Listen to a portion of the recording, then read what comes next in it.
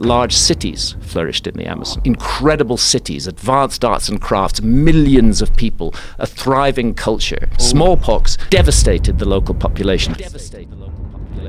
Hidden in its dense forests, explorers have discovered signs of ancient cities with sophisticated roads and effective farming techniques, hinting at a civilization more evolved than previously recognized.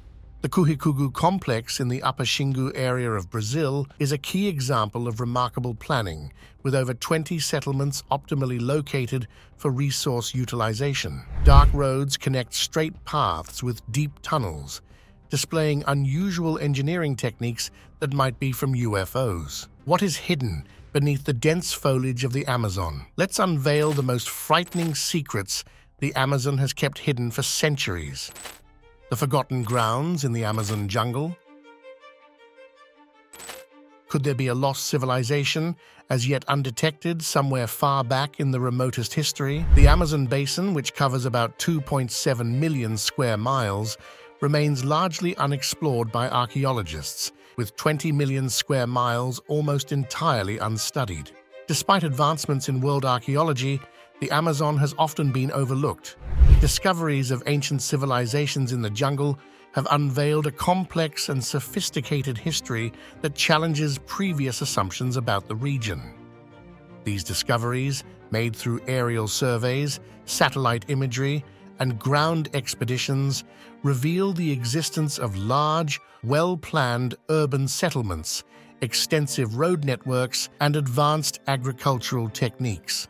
This suggests a much higher level of social organization and environmental management than previously thought. The Cuhigugu complex in the Upper Xingu region of the Brazilian Amazon offers an incredible glimpse into the advanced urban planning and societal organization of pre-Columbian civilizations, long before European contact. Nestled in the remote Amazon basin in present-day Mato Grosso, Brazil, this area is a treasure trove of biodiversity. The dense rainforests and network of rivers likely played a key role in the development and sustenance of this complex society. Covering about 50 square kilometers, the Cuhigugu complex is home to over 20 settlements. These aren't just randomly placed, they are strategically positioned to make the most of the region's natural resources. What's fascinating is how these settlements are connected. Imagine a series of straight roads, some stretching for several kilometers, laid out with such precision that they often align with the cardinal directions. This facilitated travel and shows a high level of planning and coordination. Then there's the canal system, an impressive display of hydraulic engineering likely used for everything from transportation to water management and possibly even fish farming. The variety of structures within the complex is equally remarkable, from large public buildings and ceremonial spaces to individual homes. The architecture reflects a hierarchy in building techniques, hinting at different social or functional societal roles. Estimates suggest that at its peak, Cuhigugu could have supported a whopping 30,000 to 50,000 people. This is deduced from the sheer number of residential structures and the expanse of agricultural land along the Amazon. Reports describe incredible cities, advanced arts and crafts, millions of people, and a thriving culture. Rediscovering the Cuhigugu complex in the Amazon is a fascinating story that blends modern technology with traditional archaeology. Initially, this hidden gem was revealed through aerial surveys and satellite images. Imagine flying over the dense Amazon rainforest and suddenly spotting the outlines of an ancient civilization. Then, archaeologists like Michael Heckenberger and his team took over, conducting extensive ground excavations. They employed advanced techniques like LiDAR, which is like X-ray vision for archaeologists, to see through the forest canopy and map the area accurately. Now let's talk about how old this place is. Using carbon dating, a method to tell the age of artifacts and soil, scientists figured out that people lived in the Cuhigugu complex for several centuries, dating back to as early as 800 AD. They found all sorts of things like pottery, stone tools, and ornaments, giving us a glimpse into the daily life and creativity of the people who lived there. Here's the kicker. Before finding Kuhikugu, many thought the Amazon was mostly an untouched wilderness before Europeans arrived. But this discovery turned that idea on its head, showing that the area was home to a large and complex society. It's like finding a hidden chapter of history in your backyard. This place shows us that humans had a big impact on the Amazon way earlier than we thought. They even made their own super fertile soil called terra preta, which is still rich and productive today. What's really cool about Kuhikugu is how it shows that the people there knew how to live sustainably. They had advanced farming practices, managed water well, and lived in harmony with their environment. It's like they were eco-friendly before it was trendy. This discovery also made us rethink the role of indigenous societies in the Amazon. It turns out they knew a lot about how to manage the land and shape the landscape. It's a reminder of how important it is to value and learn from indigenous knowledge. And lastly, the biodiversity in the Amazon today might partly be thanks to these ancient civilizations. The variety of plants near these archaeological sites is way more than in other areas of the forest. The Amazon is basically a garden. It is a man-made rainforest. There are certain trees like Brazil nut trees or the ice cream bean tree, which are food crops that are very valuable. Marajo Island, at the Amazon River's mouth, is like a time capsule that takes us back to the Marajoara culture, a sophisticated civilization from around 800 to 1400 CE. Imagine an island almost as big as Switzerland, right at the meeting point of a river and the ocean. This place, with its mix of forests, savannas, and wetlands, is not just big, but also incredibly diverse. It's the perfect backdrop for the Marajo people to thrive, providing everything from food to resources for their unique lifestyle. Now, the Marajo culture is something special. They were known for their artistic flair, especially their ceramics. Picture pots and plates with intricate designs, complex patterns, and images of animals and people. They weren't just making these for fun. Their ceramics were a big part of their culture and beliefs, like the large, beautifully decorated urns they used for burials. These suggest they had quite complex ideas about life, death, and everything in between. But it's not just their art that's intriguing. They constructed enormous earth mounds, some towering over 33 feet high. Imagine stacking 3 buses on top of each other. These mounds likely served multiple purposes, from homes to ceremonial sites, and may have even protected against the frequent floods. This demonstrates their savvy engineering and architectural skills, showing how they stylishly adapted to their challenging environment. As we uncover more about the Amazon, another story begins to unfold. What hidden treasures are there on the intriguing Marajo Island, the lost civilization of Marajo Island? The way they organized their society was also quite something. There seems to have been a clear hierarchy, with some people leading the way in managing resources and religious practices. They had different roles for men and women, which we can figure out from the things they left behind. They were ahead of their time, creating raised fields to keep their crops safe from flooding. Their diet was a mix of what they grew along with fish and game from the surrounding area, and they were smart about managing water with their canals and ditches, which was pretty crucial in a place that floods a lot. Santarém, where the Tapajos River meets the Amazon River, is a fascinating place, especially when you think about its history. This spot was like the grand central station of its time, bustling with trade and culture.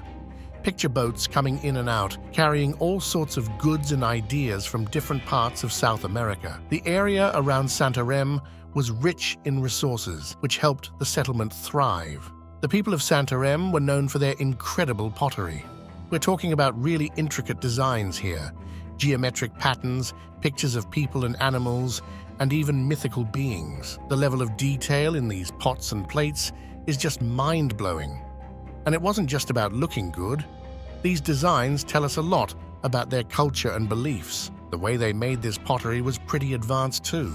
They had techniques for molding, firing, and painting that were way ahead of their time. The variety of colors and the way they used glazes show they knew their stuff regarding chemistry and kiln construction. Santarém was more than just a local market.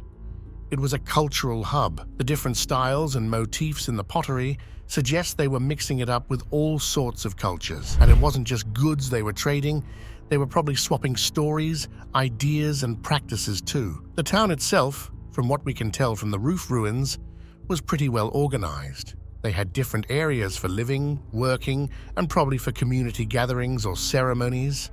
It's like they had their own little urban planning going on. But back to the pottery. It's not just about how it was made, but what it tells us about the people of Santarém. It gives us a peek into their daily lives, what they valued, and how they connected with others. The geoglyphs in the Amazon, especially in the Brazilian states of Acre and Rondônia, are like a secret world that's been hidden under the dense forest canopy for centuries. It wasn't until the late 20th and early 21st centuries, mostly because of deforestation, that these incredible earthworks started to come to light. Thanks to technology like satellite imagery and LiDAR, which is basically like having X-ray vision from space, over 450 of these geoglyphs have been mapped. This discovery has completely changed our view of how people lived in the Amazon before Columbus. Now, these aren't just a few lines in the dirt. We're talking about huge designs that can stretch over a kilometer and cover several square kilometers. They come in all sorts of shapes: circles, squares, rectangles, and more intricate forms. Some even have patterns like radial spokes, which add to their complexity. The sheer size of these geoglyphs hints at a society that was really well organized and could bring together a lot of people to create these massive works. But how did they make them? Well, they would remove the top layer of soil and vegetation, revealing the lighter-colored earth underneath. This contrast made the designs stand out when viewed from above. It seems like they used a variety of tools made from materials like stone, bone, and wood. The level of precision in these geoglyphs shows they were skilled and had serious planning chops. Some of these geoglyphs line up with astronomical events like the solstices and equinoxes. This suggests they might have been used for tracking celestial events or for ceremonial or religious purposes. Imagine large groups of people gathering at these geoglyphs for festivals or rituals. It must have been quite a sight. But here's the really cool part. These geoglyphs tell us that the societies in the Amazon before Europeans arrived were much more complex than we thought. They could modify their environment on a large scale and had a social structure where leaders could organize big projects. Despite their size, these geoglyphs were made in a way that respected and integrated with the surrounding landscape. So discovering these geoglyphs has really turned our understanding of the region's history on its head. It's no longer seen as just a vast, untouched wilderness, but as a place where complex, organized societies lived and actively shaped their world. It's a reminder of how much history there is still to uncover and how much we can learn from it. Everybody's heard about the Aztecs and the Maya, but before them, there was a culture referred to as the Olmecs. I explored the Olmec mystery in considerable depth at the turn of the 19th to the 20th century, an era brimming with curiosity and the spirit of discovery. The ancient civilizations of Mesoamerica began to captivate scholars and adventurers alike. This period, steeped in Victorian-era fascination, saw ancient cultures not as relics of the past, but as windows into a grand, albeit lost world. From Amazon jungles to Olmec stone faces, a new mystery emerges. Faces in the forest. In the Olmec civilization, the settlement story of the Americas is much more complicated than we've realized, fueled by a mix of exploration, colonization, and a penchant for romanticizing the unknown. People were drawn to ancient societies' mysteries. Institutions in Europe and the United States, including museums and universities, recognized the value of understanding these indigenous civilizations. They began to fund expeditions not just for the sake of collecting artifacts, but to delve deeper into the history and culture of these ancient peoples. This marked a significant shift in archaeology, transforming it from a quest for treasures to a scientific discipline focused on careful excavation and analysis. The Olmec civilization, with its colossal heads and intricate stone structures, was one of the earliest to be uncovered. Yet in these initial stages, many artifacts were mistakenly attributed to the more familiar Maya and Aztec civilizations. This was largely due to their apparent similarities in artistic style, and because these civilizations were better understood at the time. Archaeologists have known for quite a long time that there are anomalous skulls in parts of Brazil. The unique aspects of Olmec art and iconography were not immediately recognized, highlighting the challenges faced by early archaeologists in differentiating between the complex cultures of the region. Two figures who played a pivotal role in bringing the wonders of Mesoamerica to the Western world were John Lloyd Stephens and Frederick Catherwood. Their expeditions, documented in Incidents of Travel in Central America, Chiapas, and Yucatan, and Incidents of Travel in Yucatan, not only introduced the Maya civilization to many, but also set a standard for future archaeological work. Their detailed illustrations and engaging narratives captured the imagination of the public, sparking a wave of interest in ancient Mesoamerican cultures. This era also saw the beginnings of comparative archaeology, where discoveries from Mesoamerica were placed in a global context, offering new perspectives on the development of human societies.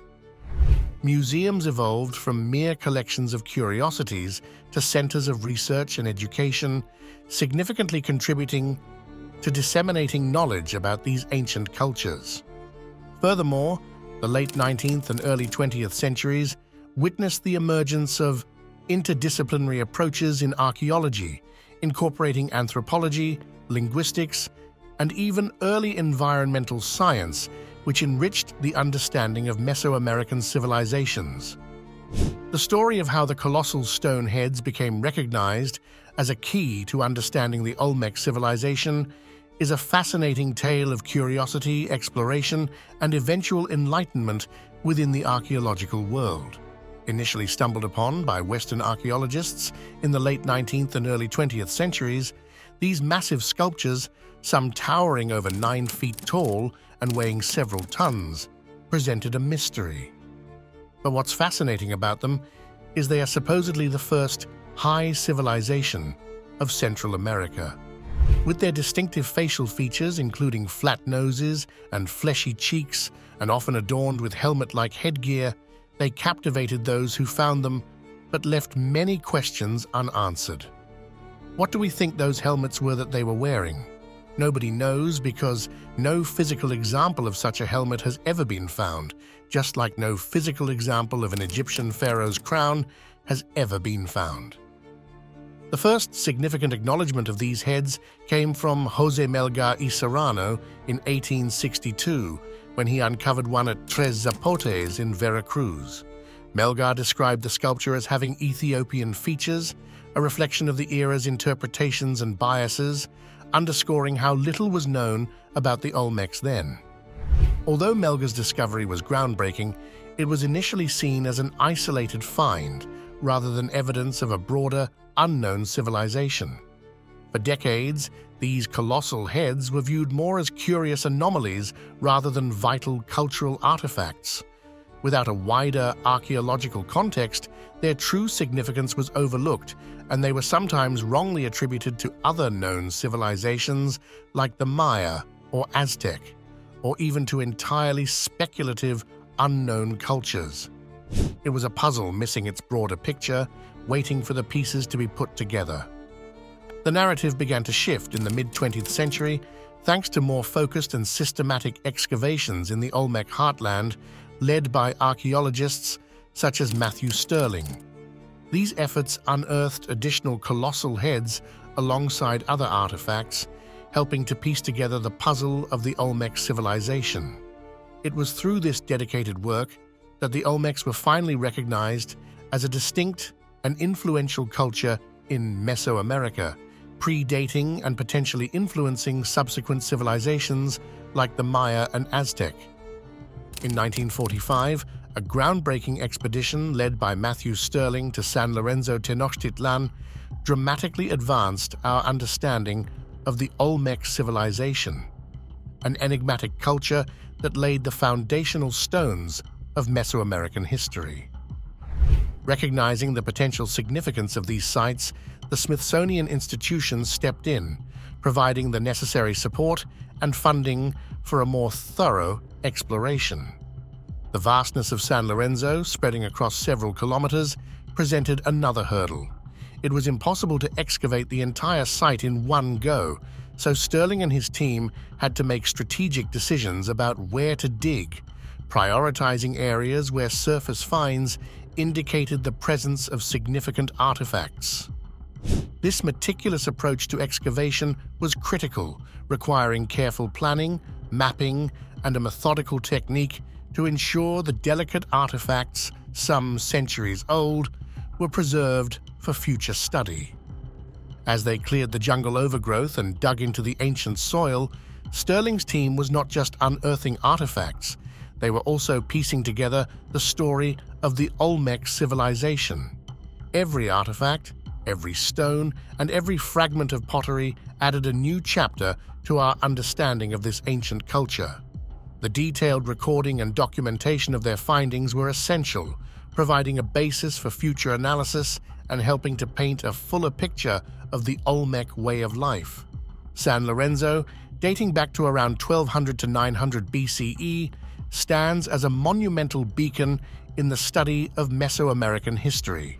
Often celebrated as the oldest major city in the region, this ancient city predates the civilizations of the Maya and Aztecs, providing a unique glimpse into the dawn of complex societies in the Americas. Thanks to radiocarbon dating, researchers have been able to pin down the timeline of San Lorenzo, offering a clear view of the Olmec civilization's early days. Among the most striking discoveries at San Lorenzo, the site has yielded jade figurines and celts, indicating robust trade networks and the cultural significance of jade. An array of pottery styles found at the site offers insights into daily life, artistic expression, and Olmec trade relations. The discovery of large structures, including platforms and possible elite residences, points to a highly organized society capable of mobilizing significant labor resources. The urban layout of San Lorenzo, organized around a central axis, reflects a thoughtfully planned development. The existence of distinct ceremonial and residential areas suggests a sophisticated urban structure, possibly mirroring social hierarchies within Olmec society. Each Olmec artifact and monument reveals more secrets. What will La Venta show us about this culture? The Great Pyramid of La Venta. In the 1950s, the archaeological spotlight turned to La Venta, an Olmec site in Tabasco, Mexico. Building on the momentum of earlier discoveries at San Lorenzo, this shift marked a significant phase in unraveling the mysteries of the Olmec civilization, regarded as one of the earliest complex societies in Mesoamerica. With a renewed interest in the Olmec culture, archaeologists like Philip Ducker and Robert Heiser applied advanced methods and interdisciplinary approaches to dig deeper into the site's secrets, offering a more comprehensive understanding of this ancient civilization. La Venta thrived between approximately 900 to 400 BCE, a period that witnessed the peak of Olmec cultural and artistic development. This era underscored the Olmec's remarkable achievements in architecture, art, and urban planning, setting a precedent for subsequent Mesoamerican cultures. Among the distinct features of La Venta is the Great Pyramid, a monumental structure made of earth and clay, noted for its unique conical shape, unlike the pyramidal structures that would later dominate Mesoamerican landscapes. The Great Pyramid's design and scale highlight the Olmec's advanced engineering skills and their capacity for organizing large-scale construction projects. This pyramid, along with other structures at the site, was aligned with celestial bodies, hinting at the sophisticated understanding of astronomy and suggesting its role as a ceremonial and cultural hub. The systematic excavation efforts at La Venta brought to light not only architectural innovations, but also a wealth of artifacts, including the iconic colossal heads carved from basalt, believed to represent rulers or significant figures within Olmec society. Similarly, altars adorned with intricate carvings provided glimpses into the civilization's mythology and rituals. La Venta also revealed complex burial sites and offerings, including serpentine mosaic pavements, which offered insights into the civilization's funerary practices and religious beliefs. These findings, have been instrumental in piecing together the social structure, religious practices, and artistic achievements of the Olmec civilization, significantly influencing the study of Mesoamerican archaeology. However, the preservation of La Venta faces challenges due to the tropical climate and human factors, underscoring the importance of ongoing research and conservation efforts. The exploration of La Venta in the 1950s was a watershed moment in understanding the depth and complexity of the Olmec civilization, providing a foundation for future studies and ensuring the legacy of this pivotal culture in Mesoamerican history remains appreciated and preserved. Very little is left of the ancient North American monuments. More than 90% of the structures that were documented in the 19th century are now completely gone, and of the less than 10% that remain, the majority have been vandalized and destroyed. Discovering the ancient Maya civilization has been like piecing together a giant, fascinating puzzle.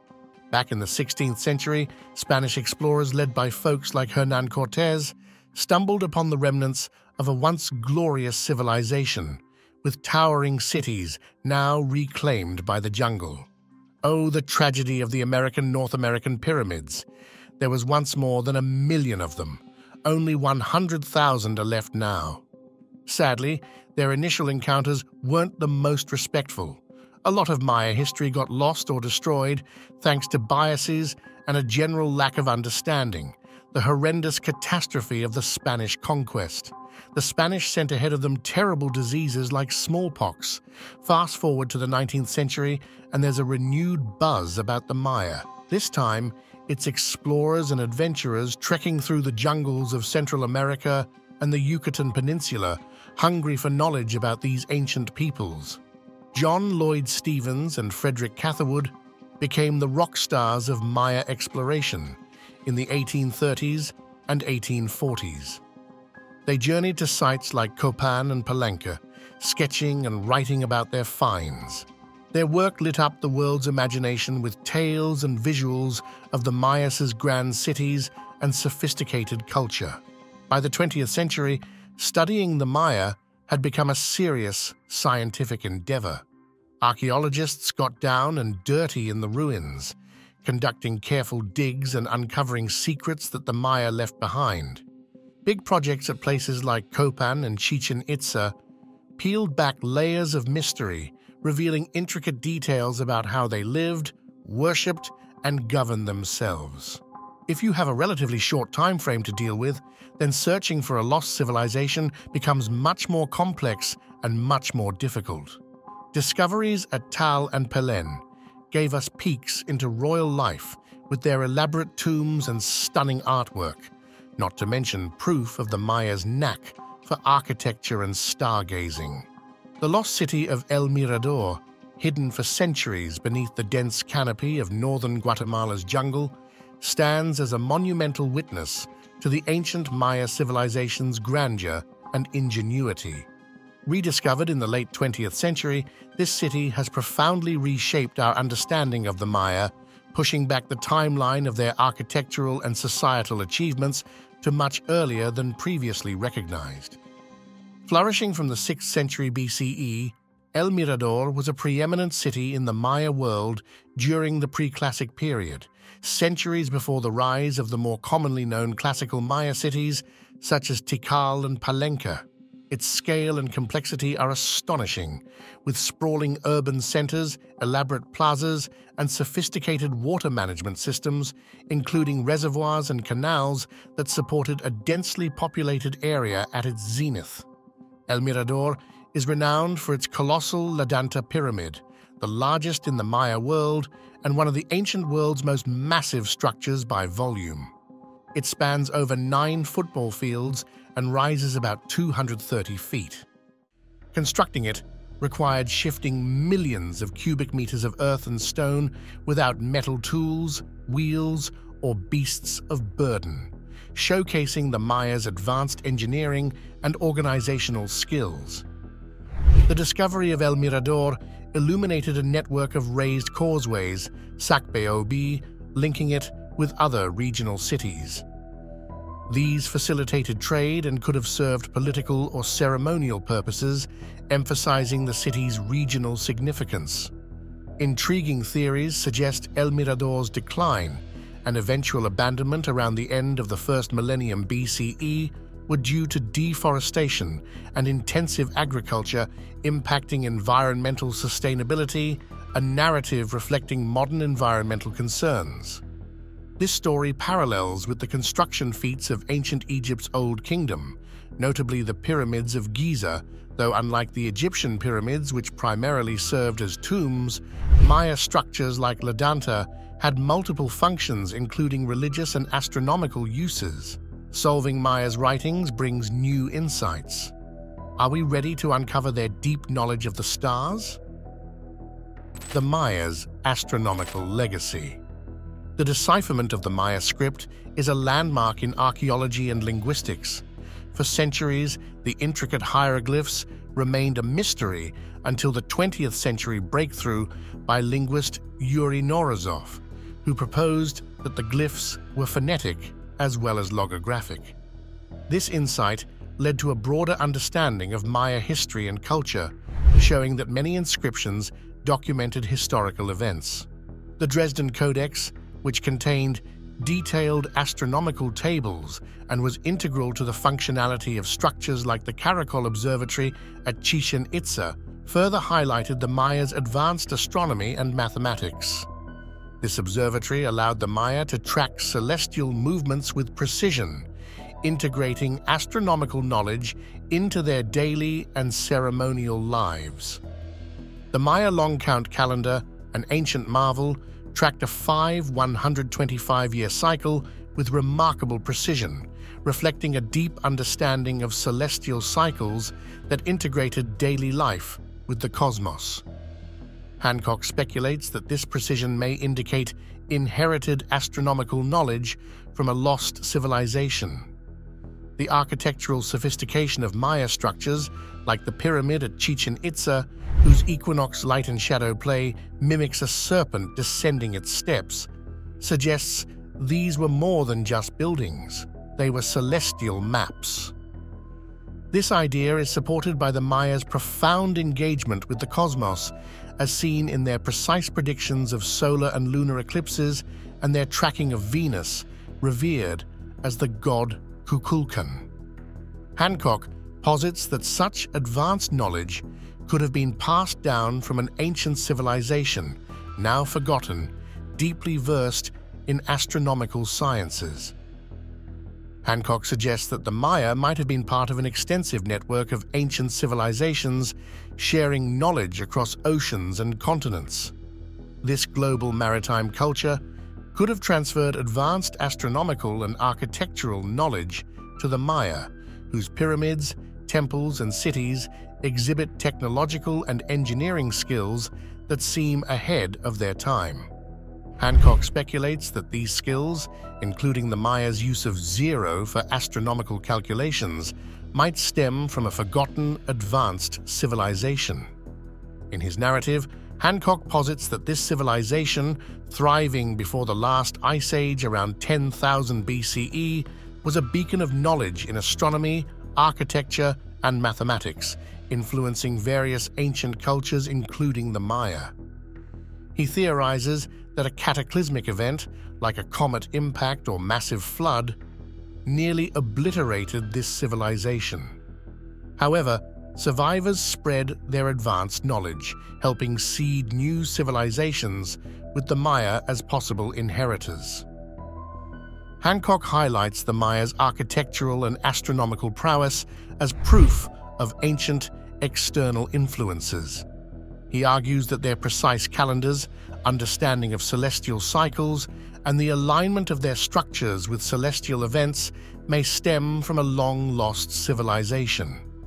He notes similarities in architectural styles, religious beliefs, and astronomical insights across various ancient cultures, suggesting they share a common origin.